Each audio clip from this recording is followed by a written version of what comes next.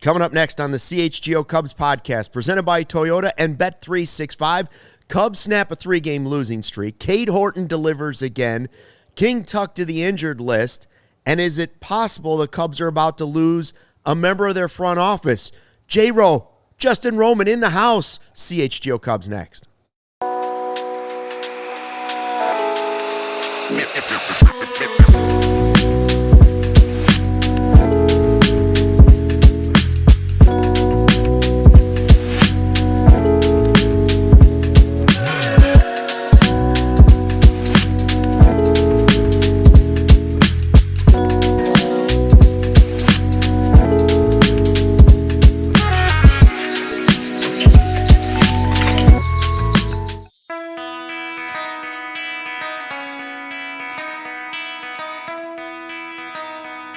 Hey, Chicago, what do you say? This is the CHGO Cubs Podcast, driven by Toyota.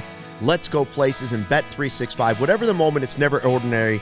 Use the code CHGO365 at sign-up. 6-1 Cubs over the Braves. They break the losing streak. Luke Stuckmeyer, Justin Roman in the house. Sarah running the ones and twos. Shout out to your wife, Kenzie, for the ooey gooey butter cake tonight. Yes. Which is undefeated. Yes, it is so far, 1-0. Undefeated. I mean, and Cade Horton continues to impress while we're eating my wife's desserts. I mean, is that a coincidence? I don't know. The Cubs win total grows, as does my stomach. Mine too. I mean, think about it. You're eating here at work. I eat when I get home too. I don't know how you're surviving right now. Hey, before we get going, we're going to talk about Cade Horton. We're going to talk about Kyle Tucker going to the injured list. We're going to do some fun stuff with Horton. And a nice game for PCA and some other guys as well. First, we want to tell you about something important we're doing for the month of September. Think about your favorite athlete. Maybe it's PCA. Maybe it's Cade Horton. Whoever it might be. Every single one of those players had a coach, a mentor, or a family member who believed in them first. Somebody who saw their potential and then gave them the confidence to go for it. That's what Big Brothers Big Sisters does every single day. They create life-changing connections for kids in our community. For the entire month of September, here at CHGO, we are partnering with Big Brothers Big Sisters of America to find and fund their mission. Your donation ensures another child gets a mentor, a model, a champion, if you will, in their corner. You could be their champion. If you're watching this on YouTube, you can donate directly by hitting the donation button right on your screen. It's a little handshake button that'll come up. If you're listening on the podcast to us, please head to bbbs.org/allcity. Let's help ignite the potential of the next generation. Again, for our podcast listeners, that's bbbs.org/allcity. We know money's tough for people, a lot of people right now. If you can afford to do it and you're feeling generous, we appreciate any size donation at all. We got a pretty good number going right now, right? It's been a pretty good month already so far, but we'd really like to make a big impact for Big Brothers and Big Sisters of America. All right. Cade Horton was really good. Expected it again. Justin, I've said in the last 24 hours, because it's been kind of roller coastery for the Cubs, I came into this game saying, you know what? Cade Horton is the last thing right now that is making me smile this Cubs season. You said that. Even though you got a playoff team coming. Right now, at this moment, Cade Horton is the one thing that's making me smile. Yeah, and then I countered by saying that we were up 2-1 at the time. We're on pace for about a 90-win season. Yeah. And I said, this is the least amount of fun I've ever had for a 90-win team. It's bizarre. Now enter, we'll get into how we scored the rest of our runs. Then it became exciting again. And then you're reminded, oh, yeah, PCA is a beast. Oh, yeah, Cade Horton is a stud, possible postseason hero, possible rookie of the year. Ben Brown did good in the ninth. You're reminded of the weapons and potential that we have and the excitement that we had in the first half. We just haven't had it in a while. So you forget. Yeah, I mean, early in the season, we had the excitement of Kyle Tucker. Yep. Then we had the excitement of PCA. Yep. I would argue the second half very easily is Cade Horton. 1,000%. It's not even close. He's jumped to the top of the list of things I'm most excited about for the Cubs' future that's guaranteed. So the question we've been asking for over a week, probably 3 weeks now, is where does Horton fit into your rotation when the postseason starts? Yeah, At first, I wasn't even sure he was in the rotation. Yep. Then he was definitely number 3. Last week we said what? We said Shota, Horton, Boyd. Yeah, so in Horton, between the lefties. 2, break the lefties up. Luke, I'm going to ask you, a week later, another brilliant start. Is Cade Horton starting game 1 for you tomorrow, or is he still game 2? I can't help it. He's my game 1 starter. Right. That's how good he's pitching. Yeah. You had an all-star in Boyd. You have your 1A, 1B ace with Steele going into the season in Shota, but he's made 10 starts since the all-star break with an ERA of 0.82, 28 hits in 53 and a third innings. Yeah. Not to mention 46 strikeouts. He's been dominant. Yeah. I'd start him in game 1. I would too. I mean, again, the playoffs don't start tomorrow, so you kind of got to see how these next couple weeks go to finish out the season. But, I mean, I'm with you. The kid, he's a beast. Somebody commented earlier that he's him. I agree. Cade Horton is him. And I'm really excited not only about this season and the postseason, but he's going to be your ace for years and years to come. Yeah, I mean, when you think about him right now and you think just about potential pitching matchups, right? Whether it's Yamamoto in a game 1. Let's just put him in game 1. Mm-hmm. Yamamoto in a game 1, or maybe it's Dylan Cease or somebody else from the Padres, or whoever you might want to put in that game 1 matchup. I'm not intimidated by the pitching matchup if Horton is on the mound. No. And today, one great thing we saw was he got to go third time around to start through he got to see some of those guys a third time, and he was just as dominant. And Marquis showed a stat that first time through the order, Horton's a beast. Yeah. Second time, he's good. Yeah. Third time, he wasn't that great. But he hadn't had a ton of opportunities either. The stats weren't in his favor, but you don't turn that around. You don't get experience without experience. So I'm very glad that Council put him back out there for the 6th and to start the 7th, because that's how you get more confidence. That's how you get those stats, the batting average against you third time through the order. How it goes down a little bit is when you could actually fight through that and show that you can pitch in the 6th and 7th. Also interesting to see that they let him go 87 pitches, because I kind of thought they were trimming him back to like 70, 75 for the rest of the season. Instead, this time they pushed him a little bit closer to 90. Yeah. Went a little bit further, and it was like, you know what? As opposed to other games, it felt like they really knew they wanted to win this game. Like, they've kind of been so-so, and I've been okay with that because I don't want them to overuse Horton. Right. But this was, after you've lost 3 in a row, you needed to win a game, and this was also, hey, where can he get there third time through the order if we need him in the postseason? Let's just start to tinker with that a little bit sometimes if that opportunity arises. 1,000%. And I'll tell you what, I'm going to add a little bit of fuel to the fire here. Assuming we're wild card 1 and assuming we win that first series, let's say we play Milwaukee in the second series, Peralta versus Horton.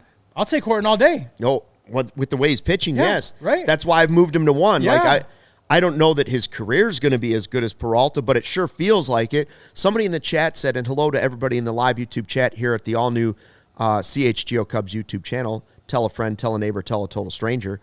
I saw somebody in the chat saying he is my opening day ace next year. Yeah. Has 10 starts since the All-Star break. Have those 10 starts been enough for you to say, by next year when the season starts, not only will he have pitched game 1 of the playoffs for me, right?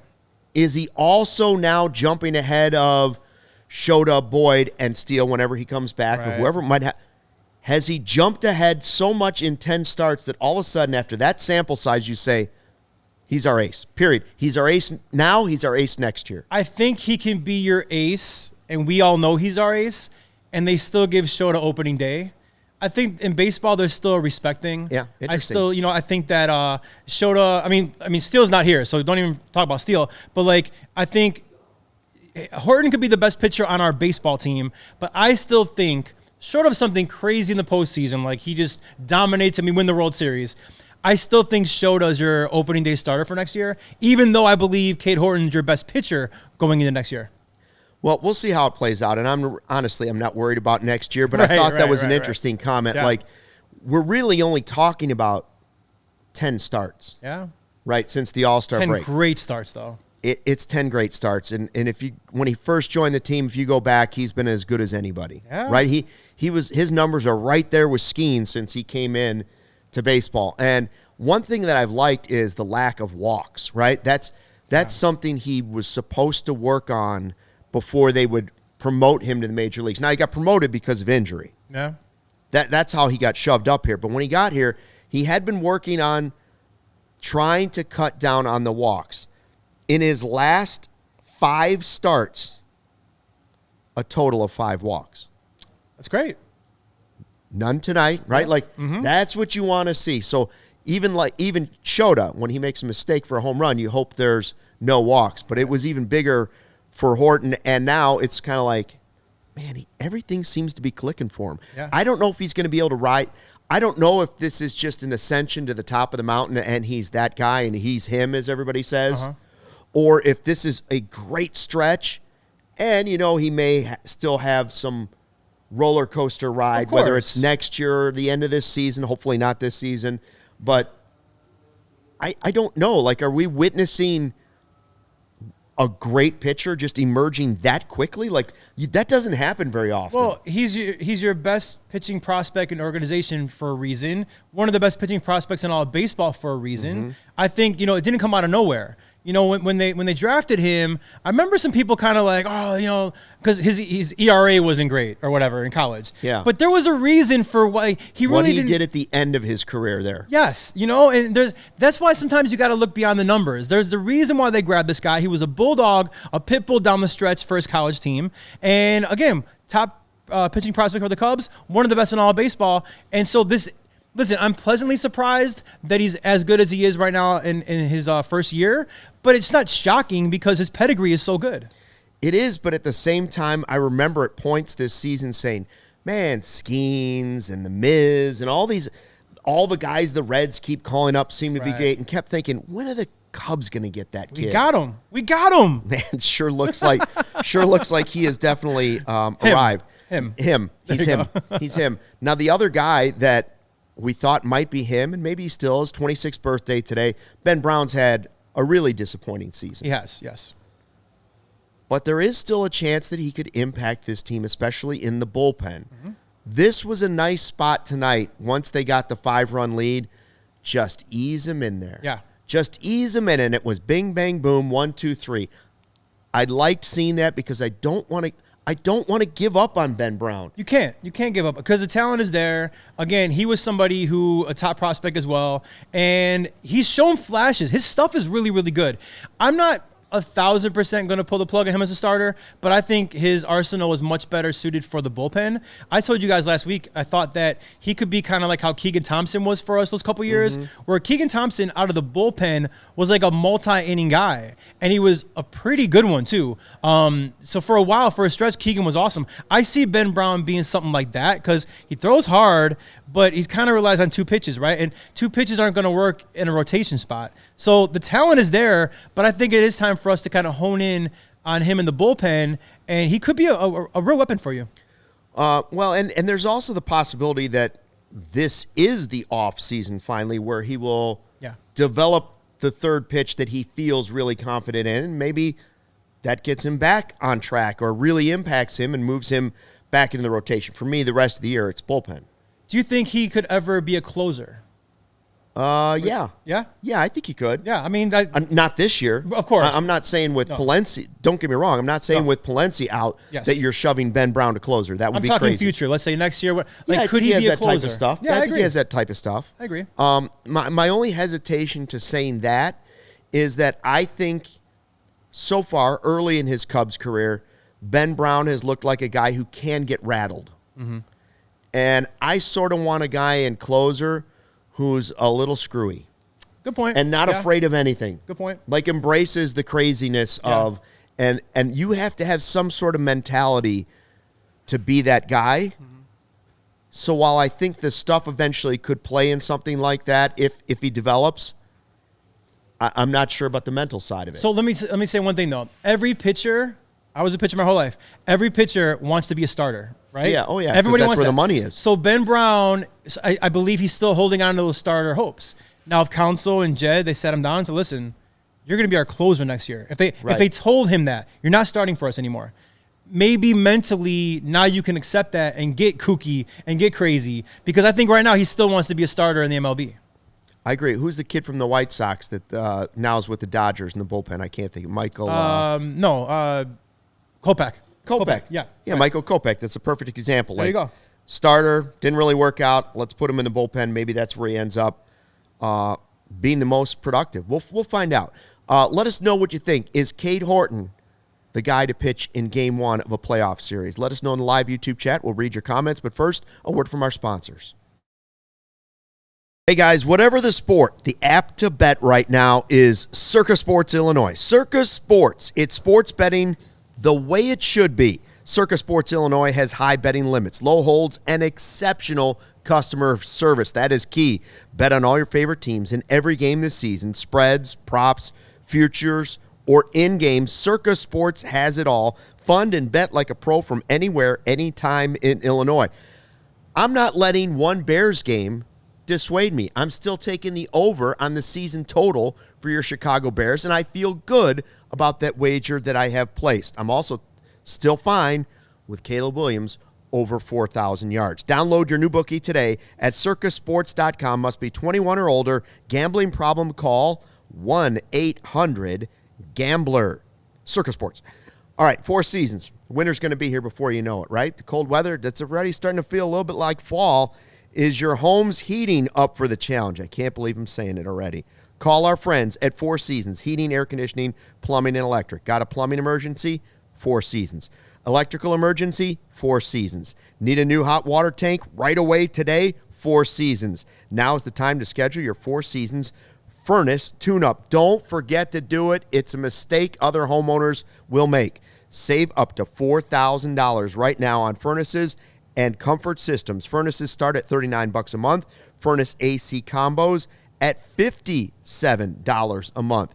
Call today. Save $50 from your trusted local experts. 4 Seasons, heating, air conditioning, plumbing, and electric. Serving the Chicago area for more than 50 years. Your trusted local experts. 4 Seasons, heating, air conditioning, plumbing, and electric. Visit 4seasonsheatingcooling.com for all their special offers and money-saving coupons. That's 4 Seasons, heatingcooling.com. All right, Cubs win. They beat the Braves. They end the losing streak. Luke Stuckmeyer, Justin Roman with you. We were talking about Cade Horton before the break and where he might fit in the rotation. We should point out, while this big game was going on tonight, and last night, of course, was the Bears game going on, we should point out there is another huge game going on tonight as CHGO goes for the three-peat in the Media League Softball Championship. Wow. Rumor has it this might be... Playing for the Cup, KUP, Irv Cup's in it. Yeah, and rumor has it this might be the year that Carm retires. So From podcasting or from softball? From softball, Okay. Not podcasting. From playing tennis? No, Not just playing just tennis, from softball. Just softball. He's been a great head But coach. he would still be the manager, or he would just become only manager, no longer player manager? I don't know. We'd have to ask him. Oh, Carm, this is a big deal. He's going to try and walk out on top. Hopefully. He's going to Jordan it. There was a live stream, and I don't know how 500 people were watching that, but 500 crazy people were watching that. So hopefully we've got the result before the end of the show. Can we work on that? A final score? Anybody got a final score? Because right now, if you don't know, CHGO softball team, the most successful team in Chicago sports. Really? Kind of a big deal. Three-peat. Who's winning anything? We can't even get in the playoffs. Right We're now. winning championships, baby. All right. All right, anyways. Cubs win tonight. Horton was the story. Bullpen did their job. I was worried about the offense again because that has been the storyline for a long time. They had the bases loaded twice in the first 3 innings and walked 11-8 the championship. Over who? Carm's got the trophy. Is he? Hold on. Is Carm kissing the trophy? Is he weeping? No. Well, we might have some of this for you. Oh, some footage. All right. So, bases loaded 2 times in the first 3 innings of this game. They walked away with a run in each of those innings, but only one of those runs came with the bases loaded. Right. Right? Yep. I was worried. You were. I was very worried that all they got was a sac fly in the first inning. We were making bets because we were like, we've seen it too many times. This offense, the bases are loaded, under 2 outs, and they're just not scoring. Like you need crooked numbers at that point. And we're lucky to get a straight number. Anything at all. PCA's first at bat was horrible until he got the sac fly. Like he swings at the first pitch, bases loaded, it's at his feet. Then he swings at the next pitch, and it almost hits him in the foot. Right. And you're thinking, how's he ever gonna? He ended up having a really nice game. And give him credit for that at bat though too. Like as bad as he looked, that's what's great about he ended baseball. up getting the ball in the air and he scored the run. That's why they give you 3 strikes, right? He looked horrible on the first 2 strikes, but he got the job done. Sacrifice fly, his first RBI of the night. So he had an RBI sac fly. He had an RBI single. He also walked and stole 2 bases. So as we were sitting there watching the game, the subject came up: 28 homers, 34 stolen bases. Will he get to 30 homers first, or 40 stolen bases first? It's a great question. Now, one of his outs tonight was actually a deep fly ball that was almost a home run. The last at bat was pretty close to a home run. So I might change my answer. I think Joey asked that question earlier. I said stolen bases. He'll get to 40 before he gets to 30 home runs. But, I mean, that last at bat, it was almost a home run. So I feel good about the fact that he's healthy. I feel good about the fact that he seems like he's got his mind right. Give Counsell credit. He rested Tucker, and Tucker came back and was better. Rested PCA. PCA has come back, and he looks better. So give him some credit about picking the spots to rest these guys. But I'm going to say PCA gets to 30 home runs before he gets to 40 stolen bases. What'll be interesting, I believe his last home run is August 22nd. There's not much going on since the All-Star break. But he looked good today. Power-wise. He looked good today. But he did look better today. And even in was it the first or second time he was up when he hit the RBI? I think it was the first time he was up when he had the 2 bad swings. Then he hit some foul balls in one of those where it was like, well, that would have been a home run had he not pulled it. And you thought, well, at least he's getting it up in the air. At least he's making hard contact. Obviously, that would be a huge development for the Cubs if you can get run-producing, power-producing Pete Crow-Armstrong back in your lineup. And there's a swag to him, too. Like, I don't know, Luke, if you saw it, but, like, one of his stolen bases, he was putting on his gloves, right? And you think he's going to put on both gloves. He puts on the one, and then before he's off. Like, kind of like throwing you off a little bit. Like, I don't need that second glove. Like, there's a swag to him, and he causes chaos on the bases, and you kind of forgot because he hasn't done it in a while. But today you saw a really good all-around game from PCA. Well, it's also interesting. He was coming off the knee injury. He had the sore knee. Yeah. I was starting to get concerned that both Tucker, who we're going to talk about in a second, IL list, PCA, banged up with the knee. You looked at Palencia, that injury, and I was saying, man, this is not good that we're limping towards the end of the season. PCA looked fine when he stole those 2 bases. He did. And he looked fine. And he's not attempting that, and Counsell's not letting him attempt that if his knee's not okay. So I felt really good about the fact that this kid's healthy. And, we avoided a crisis there, but like it looks like he's healthy. Again, I was very encouraged by PCA's game. Let me ask you a question, Luke. We sat Tucker. It seemed to have worked before he got hurt. Sat PCA. It seemed to have worked. Seiya. Do you think Seiya needs a breather? Yes. Yeah. Yes. It worked last year. It did. It worked last year. That's the first time we saw Counsell finally do it. Yeah. And I'm not gonna quite go as far as giving him credit for making it work, because it did work for Seiya last year. It seemed to be working for Tucker. Yep. We hope it's going to work for PCA. I don't think he has any other option. You've got to do it. Well, he does have options. Just keep putting him in there. And then the thing about Seiya, but I don't like seeing it. Like when Seiya's bad, Seiya's so bad. And watching Seiya take extra batting practice when Wrigley Field was empty, showed me that Seiya doesn't even think he's right. Like, he doesn't think himself is right. So, like, maybe it's time. Okay, you did Tucker. You did PCA. Let's give Seiya a breather, because I'll tell you what, the first half of the season, Tucker, PCA, and Seiya Suzuki, that's a dangerous trio, and they were all hitting on all cylinders, and you saw what happened. A great first half because those 3 guys were fueling the offense. Yeah, we've also said, too, like, Michael Busch is a big part of the offense. I don't need to see him leading off. That's not where when he's struggling, what did he do tonight? Hold on. Look it up. This is exciting podcasting when I look up the Drum roll. stats. Hold on. I'm with you, though. I'm with you. Kyle, Michael Busch 0 for 4, 3 strikeouts in the not leadoff good. spot. I want Nico Horner. Joey said it last night. Stop it. I want Nico Horner to lead off every game from here on out. I just think he's the one. I know you guys like Ian Happ. Fine, either one of those two. But I would Not vote against for against lefties. I'm all for it being Nico Horner. And Okay. so tomorrow, Chris Sale will get Nico. I just don't want to see Michael Busch do it at all right now. And I love Michael Busch. By the way, I think I do Michael Busch too. can be a very important part of our team. But I'm with you. He's not a leadoff hitter.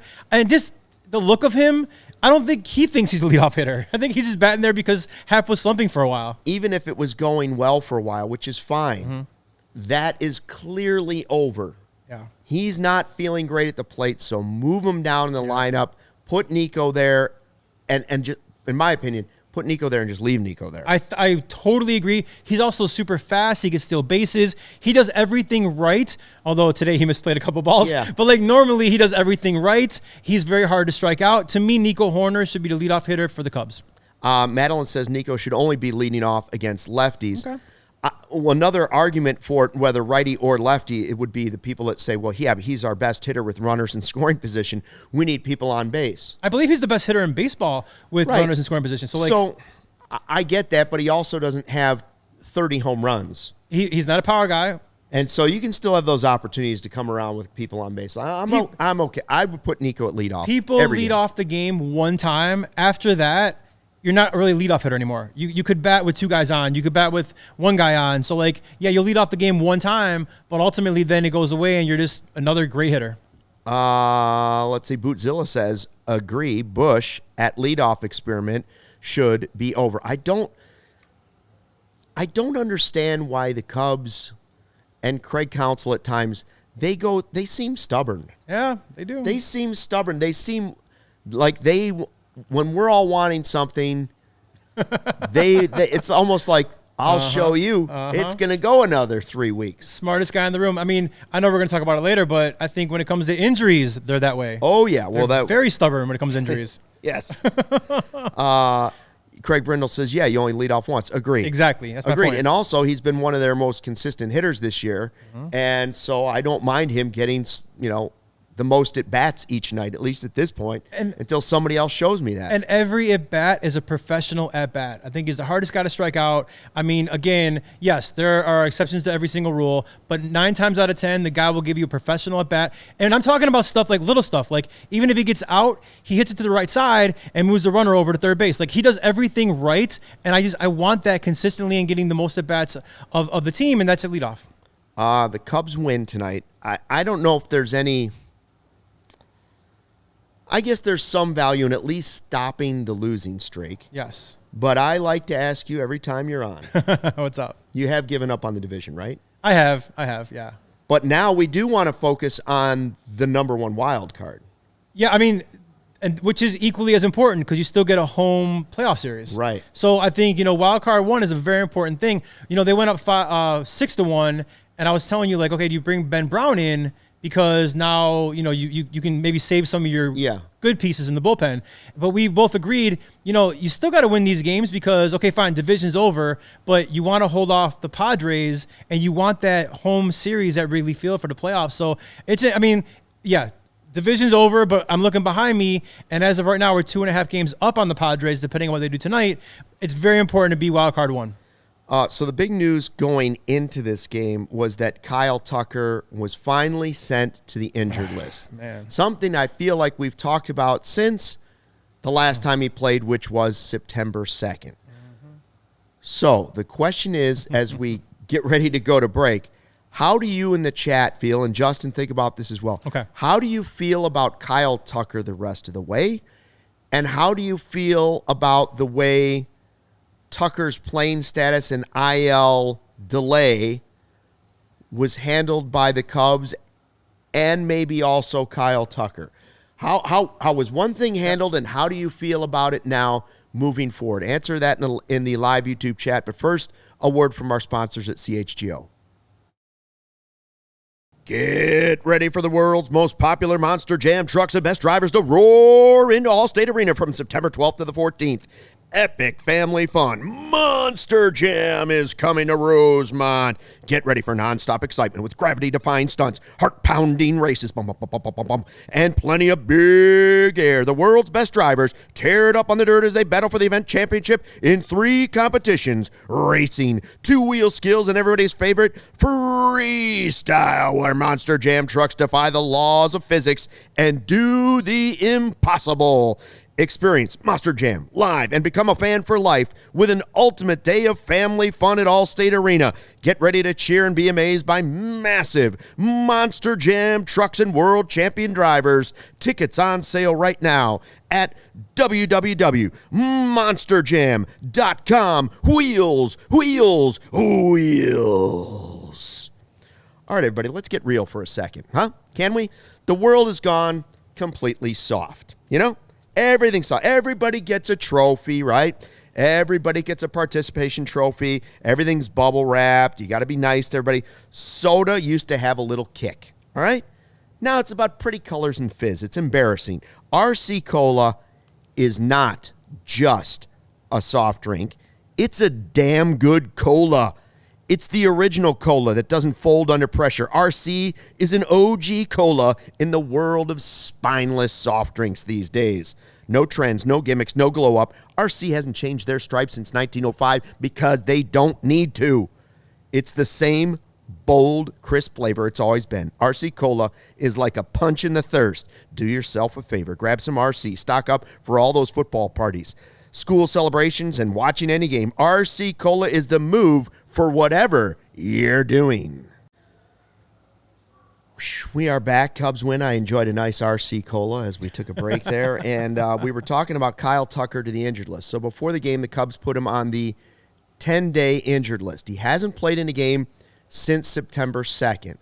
The move is retroactive to September 6th. So the first date that he could come back is September 16th. Okay. Which means he would still have plenty of time to play some games, get his swing right, going into the postseason. Are you okay with the way this has gone? Leading up to this point, first of all, the most important thing, which we will talk about, is what happens after the 16th. Right. Leading up to this point, up to the 16th, are you okay with how this has unfolded? No, not at all. I love the Chicago Cubs. I love the organization. The one thing that really irks me about this organization is the way they handle injuries and the way that I feel like they're not honest about things. I am your weekly co-host. I was on last Wednesday, and at that point we were talking about, he's going to get 2 days off because of the off day. Will he play Friday or not? And I said, I don't think he's playing Friday. Mm-hmm. I'm not sure he's going to play the whole weekend. And then here we are on a Tuesday night, and they're putting him on the IL. It's stupid. You're not getting the division. If Kyle Tucker is hurt, put him on the IL, bring up Moises or Owen Casey or whatever, and let Kyle Tucker heal properly. This whole you might be available to pinch hit or it might be. Why are we doing that? We have a playoff spot locked up. Yes, we still want to win. We still want the Wildcard 1. But bottom line is what, and the reason I'm really mad about Kyle Tucker is because I think the whole finger thing was handled horribly earlier in the year. And I think Kyle Tucker's numbers and play completely suffered because of it. Now, I don't know if it's Kyle Tucker's fault about being too stubborn about not wanting to go on the IL.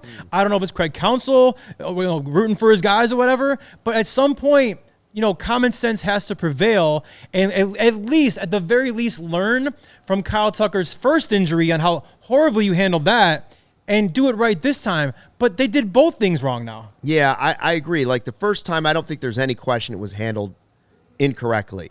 Mm-hmm. It doesn't feel like they totally learned their lesson this time. At least they didn't keep putting him out there. Yeah.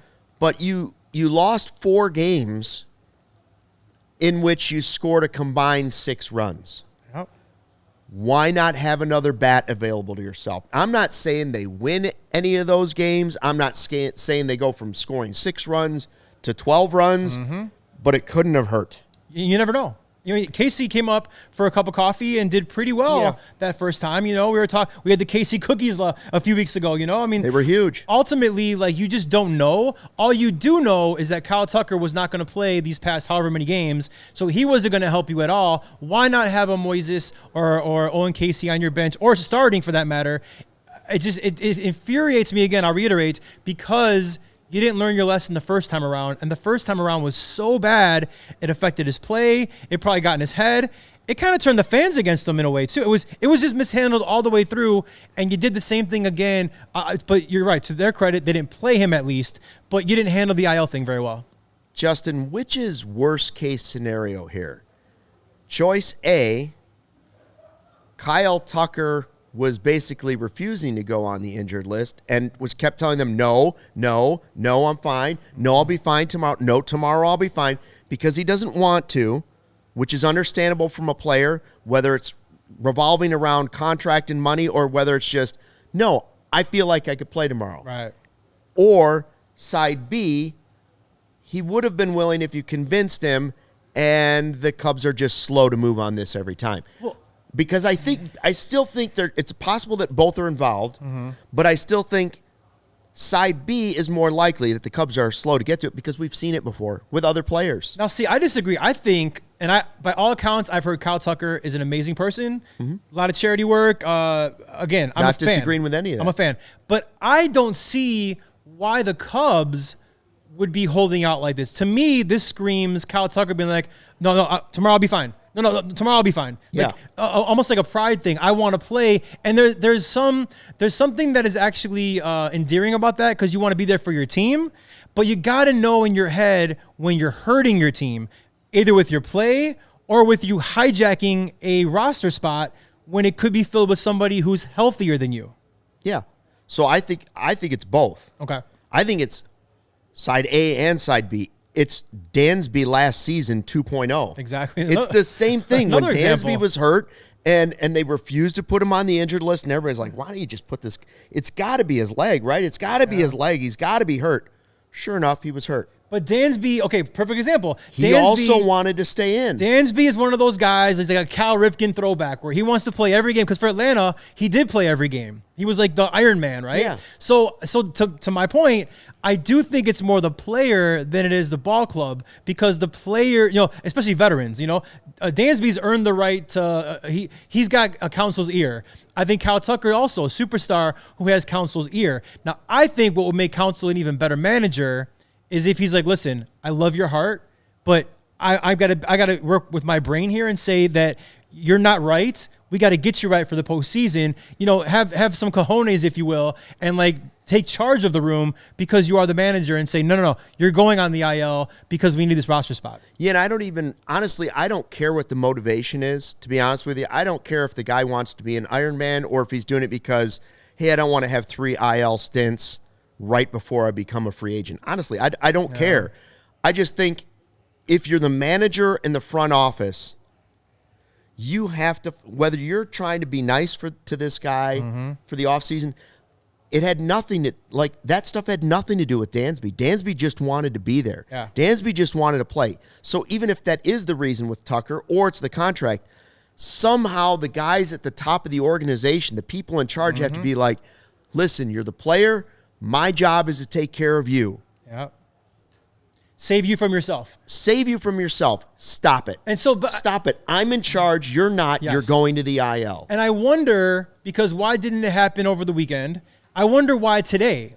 So did maybe Counsell and Hoyer finally get fed up with it? Or did Kyle Tucker finally say... Did he cave? Did he cave finally? We don't even know this is going on, but I think it's a pretty reasonable suggestion that some of this is going on. There's no other reason to have all this time go on with an injured player. I know Counsell did say with the expanded rosters, you're not really but I don't buy that, because you never know what could happen. And why not have a healthy person on your bench? Even if Owen Casey is the last guy on your bench, why not have that be a healthy player versus a Kyle Tucker who's not going to play? I just know that the most important thing the Cubs can do right now is get Tucker healthy. Yes. I don't care if he's on the IL beyond the 10. I don't. Yeah. I just want him to be healthy and ready to play when the games really matter in the postseason. You'd like for him to get a good plethora of at-bats before postseason. I would, but more importantly, I want him to feel great. 1,000%. And honestly, the Cubs are going nowhere without a healthy Kyle Tucker. Nowhere. Without a healthy PCA.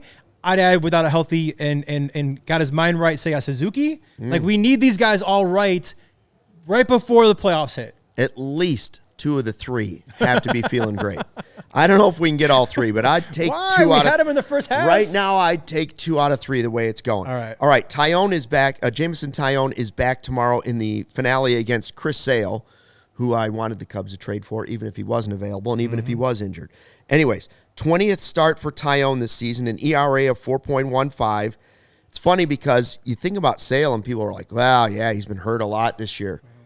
106 innings for Taillon, 102 for Sale. Wow. It's really not that far apart. Taillon hasn't started since August 24th. What do you expect out of Taillon in this?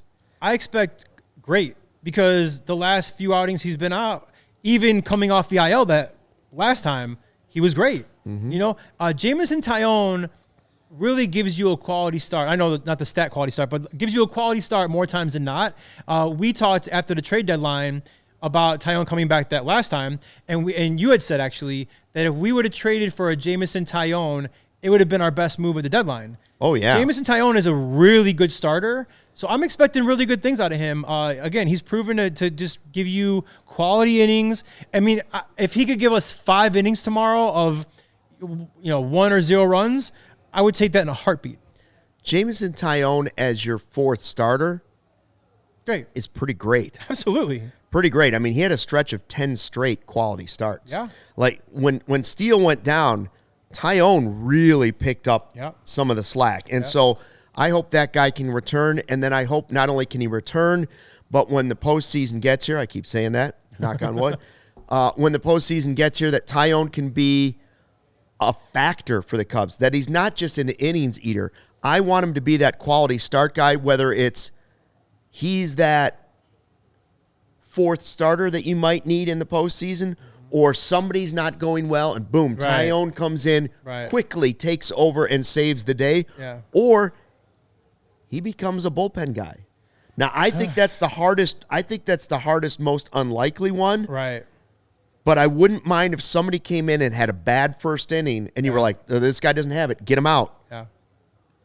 I would rather put Taillon in. I'd rather that not happen. Yes. Because of course, yeah. If we have a bad first inning, then we're already behind the 8 ball. Taillon's going to be interesting to try to fit in this postseason puzzle because I believe you need 3 starters, correct? Yeah. So we figured out who the 3 are. So you're right. Yeah. An emergency happens. You have a Taillon to come in and give you 5 great innings or whatever it is. But, I can't even really worry about where he fits in because I want to see tomorrow that A, he's healthy, B, he's effective, and C, give us whatever it is, 3 or 4 more great starts to end the season to help us keep that wild card 1 spot because that is what's most important right now. Assad is a guy I said the other day, hey, Assad I want in the bullpen when this all gets settled out. Yeah. Because I think he can become a key piece to the bullpen, especially with Palencia. Who knows? And Assad's good with people on base. He's always kind of like... He somehow gets out of trouble. Does, he gets guys on base, but he somehow gets out of... He's a magician. Yes. Would you rather see in a postseason game Assad pitch 4 innings or Taillon pitch 4 innings of a playoff game? That's a great question. Assuming both guys are completely healthy, I would say Jameson Taillon. I 100% would say Taillon. Yeah. Now, that doesn't mean I don't want to see Assad. I just want to see Assad come in for like 2 innings and be effective. So we'll see how that all unfolds. And it'll be interesting to see which Jameson Taillon shows up against Chris Sale in the finale. One more thing I want to say, too, is don't forget, Matthew Boyd is pitching more innings than he ever has, right? Yeah. Or at least in a couple years. Like, you don't know. I mean, you're not seeing first half Boyd right now. And I have all the faith in the world that he could turn it back around and be the guy he was in the first half. But you don't know what's going on with that arm and the mileage and everything. So a guy like a healthy Jameson Taillon is great insurance in case anybody goes down or anybody just is becoming less effective. Having someone with those career numbers and that pedigree is really, really beneficial for our ball club. And I know some people won't be excited when you see a lot of innings from Taillon, maybe even Wicks, maybe even Ray, whoever it might be. I want to see those guys used correctly here down the stretch to sort of, I used this like a week ago, like swimming, tapering back Matthew Boyd. Right. So all of a sudden he's ready to go when Yes. the playoffs get here. That's what I would like to see. Agreed. All right. News today from Bob Nightingale is that Carter Hawkins, Cubs general manager, is a finalist now for the Washington Nationals GM job after they fired Mike Rizzo during the season. Hawkins has been the GM here for the Cubs for 4 years. 2021 is when they hired him in October. Before that, he was 5 years as Cleveland's assistant GM. Mm-hmm. Now, I know in this chat, even though we get a fake Carter Hawkins in the chat almost every night, I know most people are not huge Carter Hawkins fans. So let's just discuss what would it mean if Carter Hawkins left and got hired by the Nationals. Okay. I think we both agree that it's a little difficult. I said, let's put together our pluses and minuses. Okay. The pluses we're going to have to guess at because nobody really knows Yes. what he's doing. And that's not his fault. Before you get to the pluses and minuses, yes, I do want to say my first reaction was like, okay, well, if he goes, he goes. Like, because I don't know what he does. I'm not trying to discredit the guy whatsoever. I'm sure he works hard. They just haven't really shown us what Jed does and what Carter does, what the drafting department does.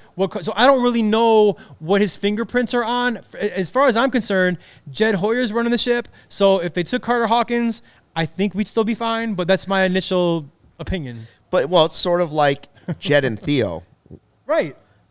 Jed would talk sometimes, but you were like, yeah, but what does Theo think? Exactly. You know? And I think, and don't forget, Theo trained Jed. And so Yes. Jed, I'm imagining, is running the show. And, Carter's is kind of like. I also think that Jed as the assistant GM or GM underneath Theo was more vocal and more in the spotlight than Carter is. I think Carter's even less in the spotlight. I think we knew more about Jed. Mm-hmm.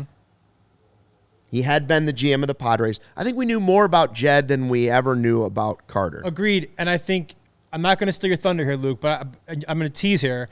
I think what he's most famous for is something you're going to get to on your list, and it's not a positive. You want to start with that? You want to start with the negative? If you want to, sure. I mean, the most obvious negative to Carter Hawkins' time, his 4 years as Cubs GM, is his statement about the 2032 Cubs mattering. That's it.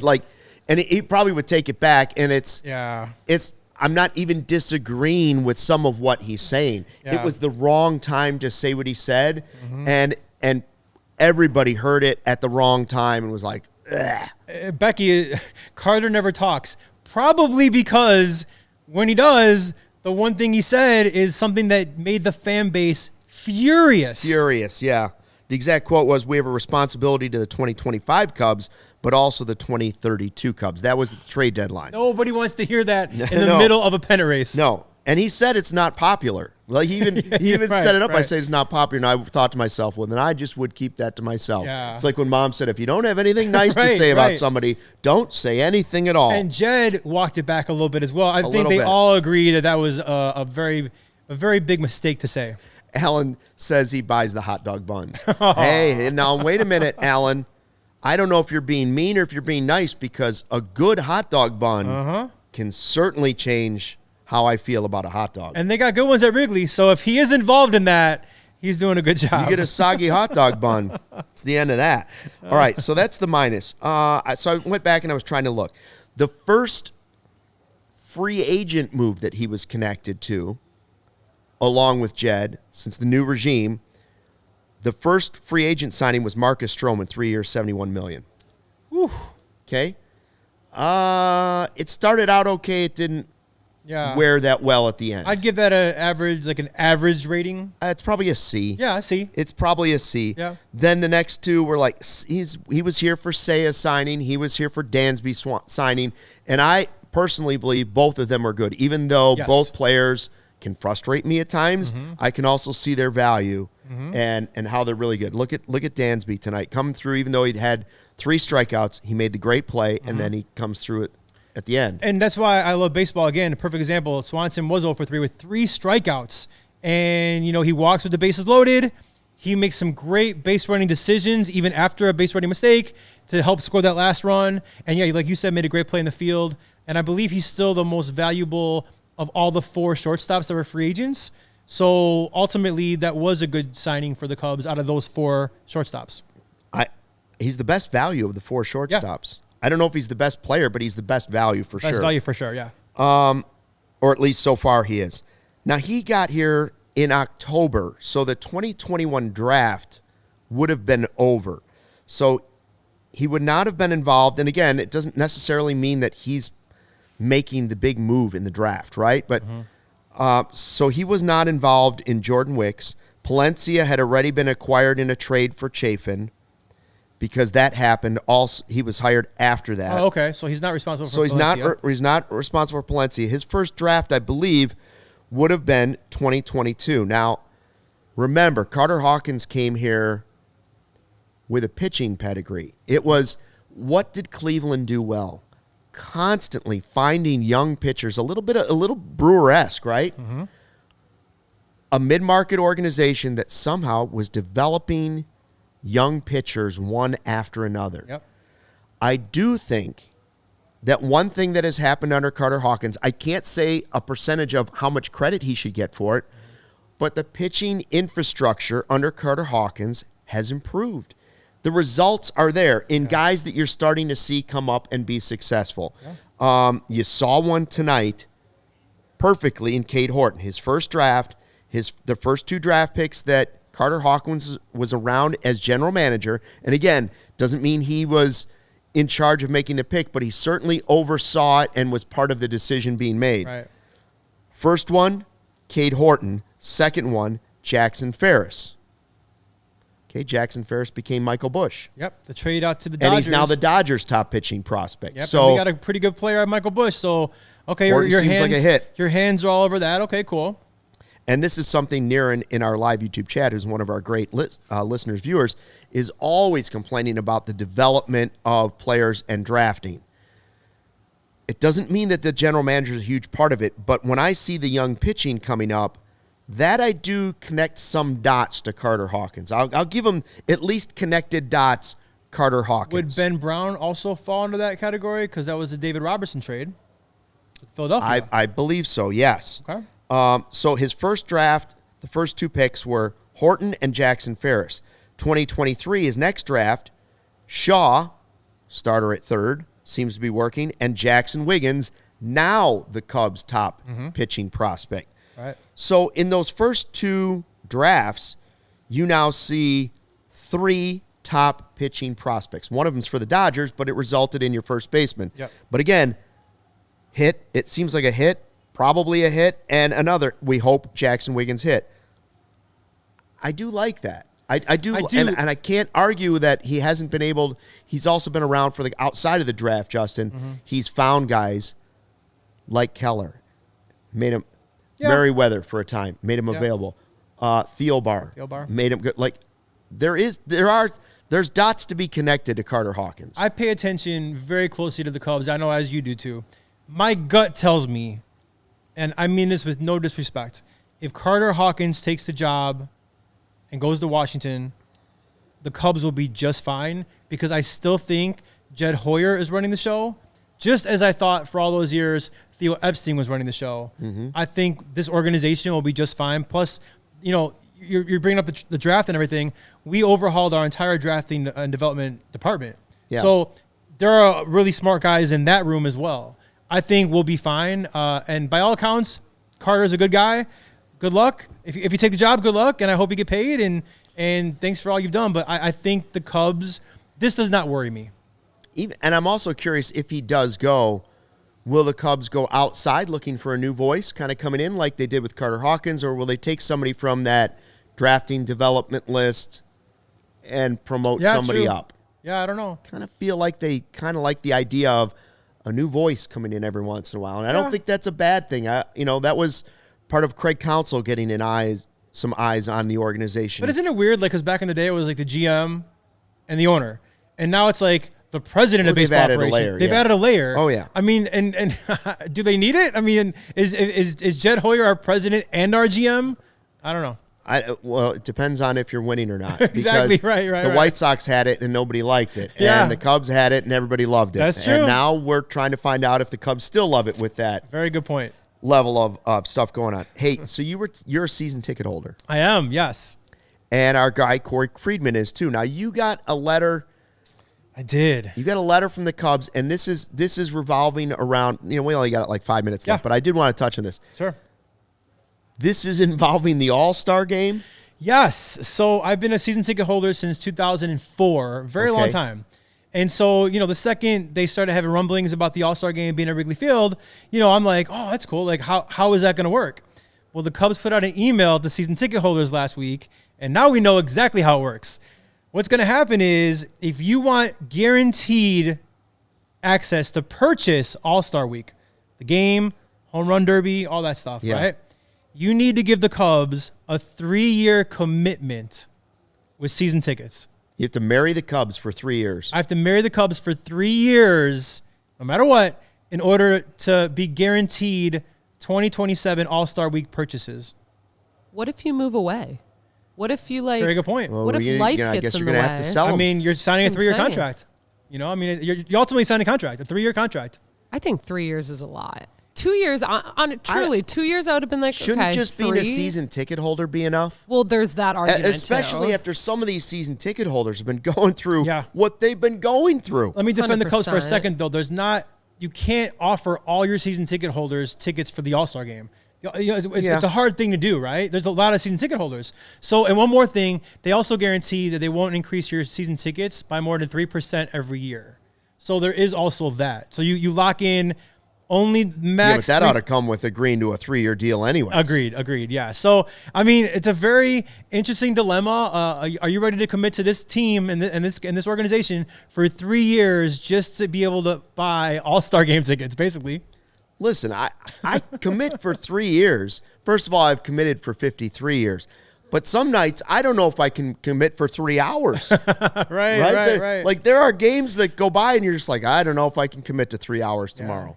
Well, it's also financial stuff. Like, I mean, Well, you of could course it is. You could be flying right now, like, oh yeah, I'm balling right now, but maybe lose my job in a year or 2 years, and it's like I'm on the hook.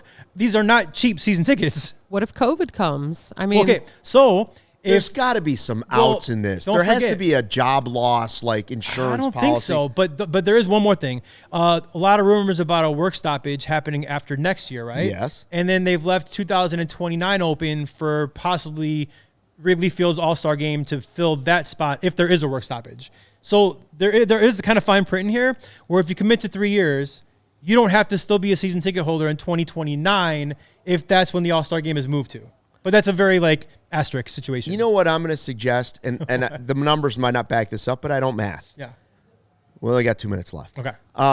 I would suggest to you and Corey Friedman and anybody else that's trying to be strong-armed into a 3-year contract for season tickets, which is a lot of money. I don't care. You could I do don't 1 care year where though. your seats are. You could do 1 year. You're just not guaranteed the All-Star stuff. Right. Okay, just so you know. Okay. What I would do is I would say, keep it. I'll renew on a yearly basis if you want. And you know what? If I have to, I'll just go ahead and buy them on Right. Secondary market. secondary market when it comes. And I'll overpay. Yeah. But I won't overpay like I'm overpaying for 3 seasons of season tickets. It is crazy. Yeah, I don't know. I mean, again, no one's... Game Time's the place to do that, by the way. No one's forcing you to do it. You could do 1 year. You could do the 3-year guarantee, all that stuff. But it is interesting. I give the Cubs credit for trying to parlay this All-Star game into all right, let's commit for 3 years here, boys and girls. If you'll commit to 3 years of CHGO Cubs as your favorite podcast, I will give you donuts. There you go. I mean, if you do think about it, we're 3 years into CHGO, and it's gone by really fast. So 3 years goes by faster than you think. This is our 4th season, right? No, this Fourth is our season. third year, fourth Fourth season. Cubs season. Yeah, it goes by fast. Wow. Yeah. All right. Nice. Yes, it is. Taillon fast. Wow. All right. Nice. Yes, it is Taillon on the mound tomorrow against Sale, not Assad. Just to confirm, we will be here for a post-game show. Jordan Burnfield's going to join us tomorrow. You'll be back next Tuesday again? Tuesday, baby. Let's go. Oh, what are we going to have for dessert next Tuesday? Will we be back in the division race? No, we will No, not. Thanks for checking out the CHGO Cubs podcast presented by Toyota and Bet365. Thanks to Justin Roman for coming in. Thanks to Sarah for running the ones and twos. Thanks to you in the live YouTube chat and to everybody that's listening in podcast form. Make sure we get the positive reviews, the thumbs up, the likes, the follows, the subscriptions. We appreciate all that. We appreciate you. And we would appreciate a series win tomorrow against the Braves. We'll find out. Until then, thanks for watching and fly the W. We all silly like the mayor.